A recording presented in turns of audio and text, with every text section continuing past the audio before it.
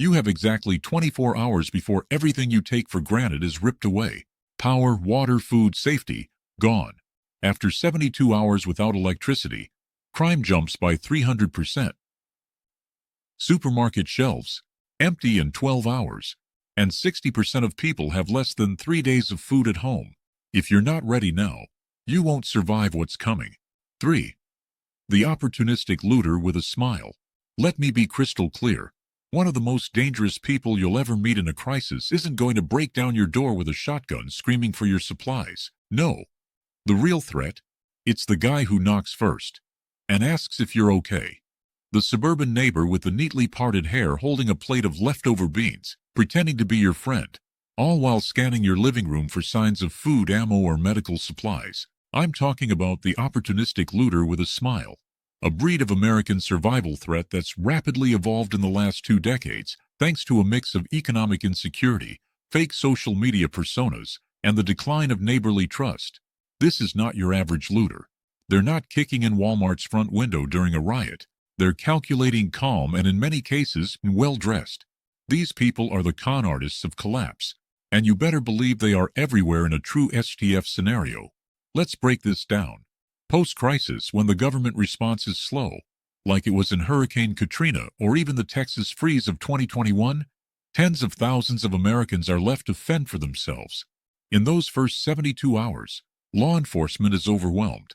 Communication breaks down and people are desperate, but not everyone panics. The opportunistic looter sees that moment of chaos as a green light, a chance to steal not with force, but with manipulation. These are the folks who learn to lie through their teeth in job interviews, who cheat the tax system, who borrow money they never intend to pay back. They know how to play nice, until they don't. And when everyone around you is exhausted, scared, and hungry, these looters don't just survive, they thrive. You want to know how to spot one of these snakes in human skin? Look for the oversharers. These people will tell you sob stories so convincing you'll be tempted to hand over half your supplies. They'll say their kids are starving, their wife is sick, their father's stuck in a flooded basement, and maybe it's all true. But more often than not, it's bait. In fact, in documented post-disaster zones like Puerto Rico after Hurricane Maria, or New Orleans in 2005, there were countless instances of individuals pretending to be FEMA representatives or Red Cross workers just to gain access to private homes. Some even carried clipboards. They didn't come with weapons, they came with charm. And that charm got them inside. Now, here's where it gets dangerous. Once inside your home or compound, they're mapping it out. Mentally, where's the food stored? What's your security system like? Who's armed and who's not? They might offer to help you organize your preps. They might even volunteer to stand guard at night. But their goal isn't to help. It's to wait until you let your guard down. And then they strike. Maybe it's a midnight heist. Maybe it's sabotage. Maybe it's a signal to their buddies outside that it's time to raid. Whatever form it takes, the smiling looter always hits when you're most vulnerable. These people aren't just a threat to your supplies. They're a threat to your entire structure of trust. They infect a group like rot. How do you defend against them? Vetting. Everyone. No matter how friendly they seem. In a collapse, you need to think like a counterintelligence officer. You don't just ask someone who they are. You verify. Ask questions. Confirm their story. Look for inconsistencies. Are they vague about where they were when the crisis hit? Do they change the subject when you ask about family? Are they too willing to help? That eagerness can be a mask for calculation. And here's a tip that could save your life. Never store your supplies all in one place. If they're going to steal from you, make sure they're getting decoys. Keep your real cash in a locked, hidden location, preferably one that's booby-trapped or alarmed in some way. You're not being paranoid. You're being smart. In the coming years, as trust in institutions continues to erode and more Americans live paycheck to paycheck, we're going to see more of these types emerge. People who look normal, sound kind, smile at your kids, and rob you blind the second your back's turned. Don't let your kindness get you killed. Be ready, be alert, and don't ever assume that a friendly face equals a safe one. 2. The fragile alpha who snaps under pressure. Now this one's going to surprise a lot of people, because on the surface, he looks like the guy you want in your group. He's strong, loud, confident. He's used to giving orders. He talks like a leader. acts like he's in control, and might even have some real-world skills to back it up. Maybe he was in law enforcement. Maybe he ran a business. Maybe he was the take-charge dad on the block. But when the world turns upside down and the rules vanish, this guy, this fragile alpha, is a walking time bomb. Because his authority was never real. It was a costume built by comfort. And when it all falls apart, so does he. You've seen the type before, and not just in the movies. These are the men, and sometimes women, who've spent their lives at the top of small pyramids, not because they earned true respect, but because the system propped them up. They had a title, a paycheck, a badge. But when that system goes dark, when there's no one left to enforce their power, they crack, and not quietly.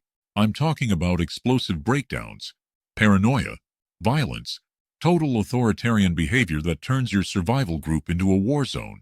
In fact, FEMA's own after-action reports from Hurricane Harvey in 2017 noted that internal group conflict, not looters, not hunger, not disease, was the #1 cause of group collapse in small shelters.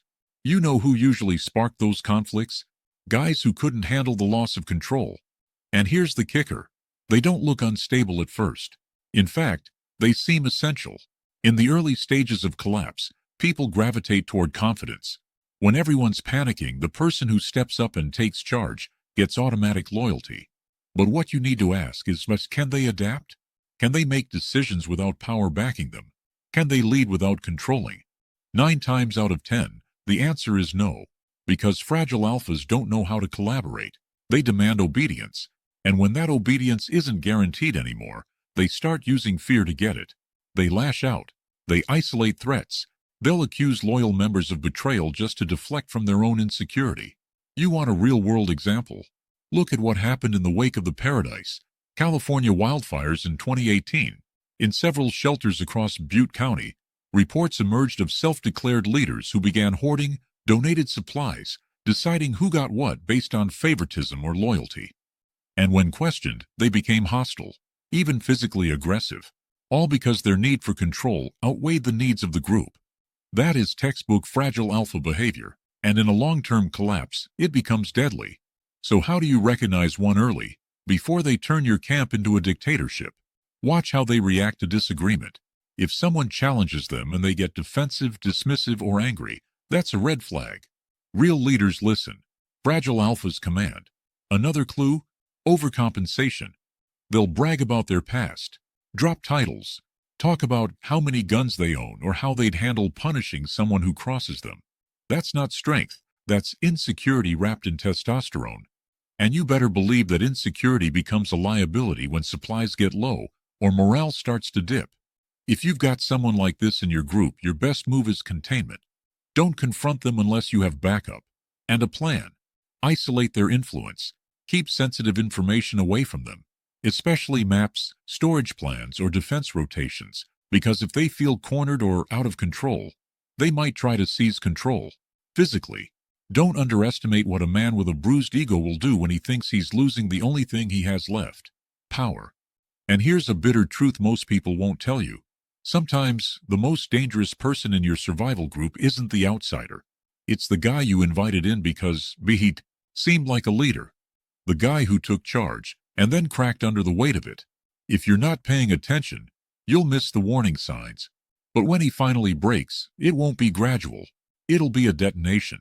And it won't just be your food supply at risk. It'll be your group's entire ability to function. Because nothing destroys morale faster than a tyrant you can't remove. Stay sharp. Stay balanced. And remember, confidence means nothing without resilience. In a crisis, you don't want the guy who talks the loudest. You want the one who listens the longest and adapts the fastest. 1. The righteous avenger who thinks you are the problem. All right, this is the big one. The final boss.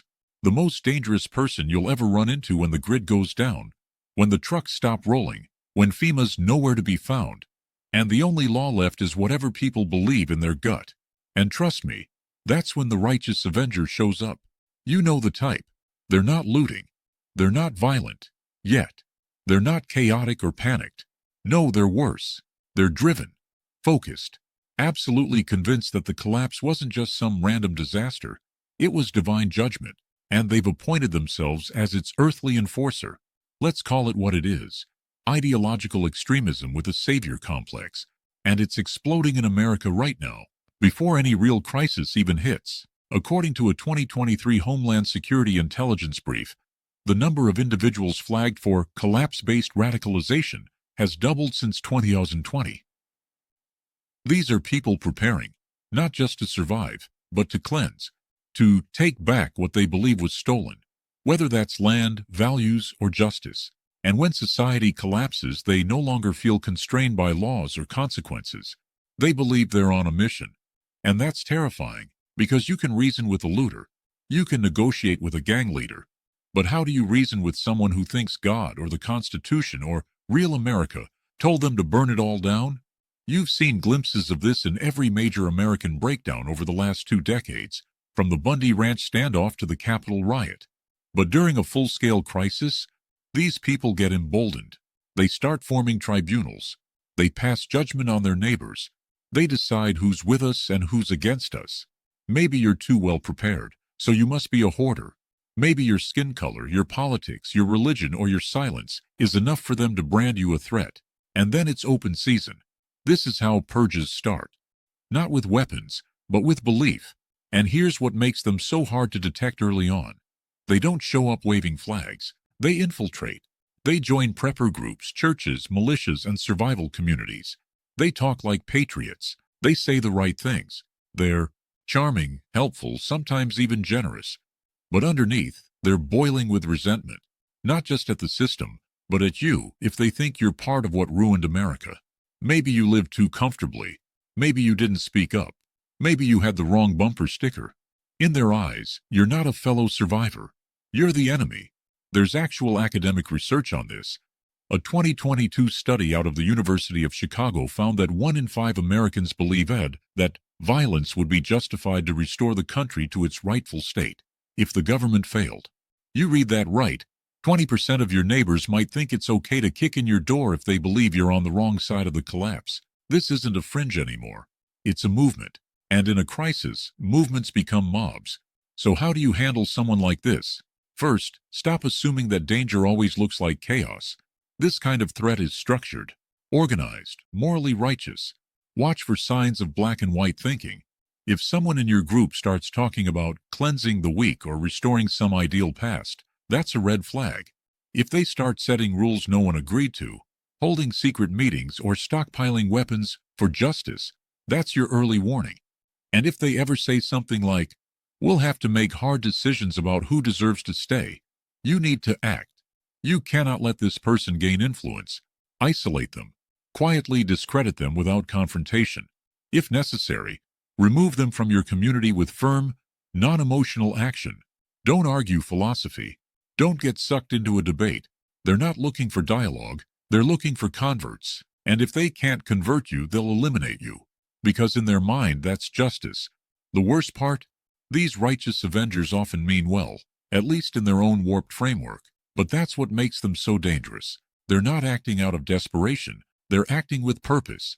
And purpose, when mixed with delusion, becomes deadly. This isn't fiction. This is human history on repeat. Every post-collapse civil war, and from Bosnia to Syria, started with people who believed they were purging evil to build something better. And now that kind of ideology is growing right here, in the suburbs, in the prepper forums, in the little towns people used to laugh off as nothing ever happens here. So if you're building a survival group, you better learn how to profile for moral rigidity, just like you profile for violence. Because the person who believes they're doing the right thing, no matter the cost, will be the one who turns your bug out into a battleground, not for food, not for power, but for righteous vengeance.